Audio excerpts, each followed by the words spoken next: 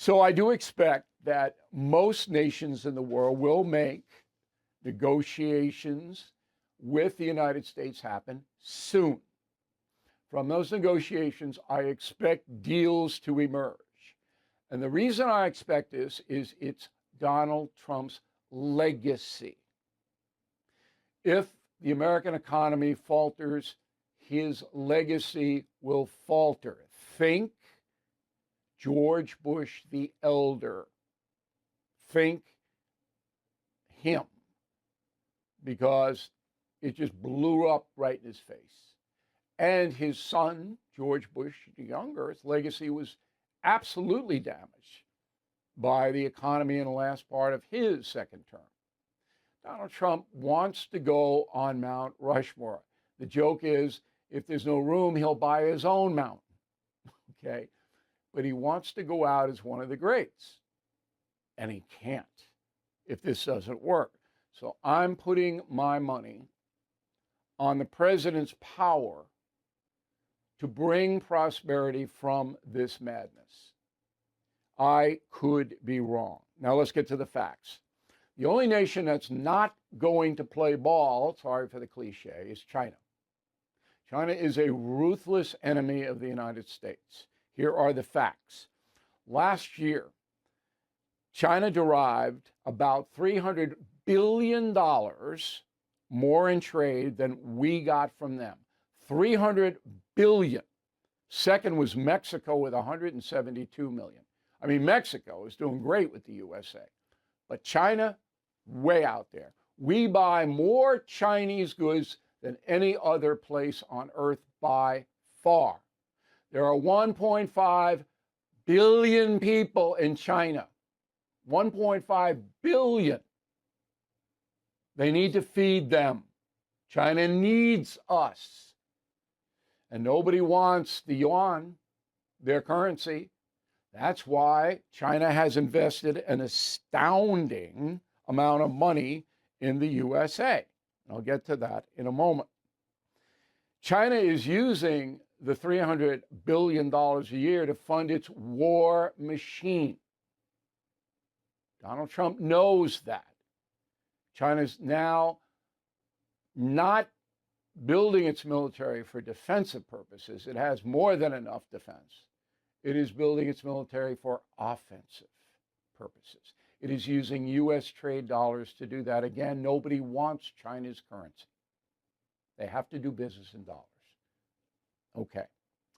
Now, China invests, is holding $760 billion in U.S. investments. Those are bonds, real estate, company investments, TikTok, all of that. 760. China could pull that money out of here. If it does, we'll go into a severe recession. So you can see both sides have a huge amount at stake. This is a trade war. Not with the other countries. Canada, Mexico, they'll make deals. EU, they'll make deals. Israel's already made its deal. Okay? So, but China, very, very risky. All right. Now, last night at 7 o'clock, I turned on CNN because, again, I have to accumulate information. And Erin Burnett was the anchor. And Erin Burnett is a very smart woman. She is a left-wing person because that's the culture at CNN. Can't hold a show there unless you're a liberal. Cannot. But she's not alone. But I was listening to her commentary, and she was sympathizing with China, as Mick Jagger might put it, sympathizing with the devil. Roll the tape.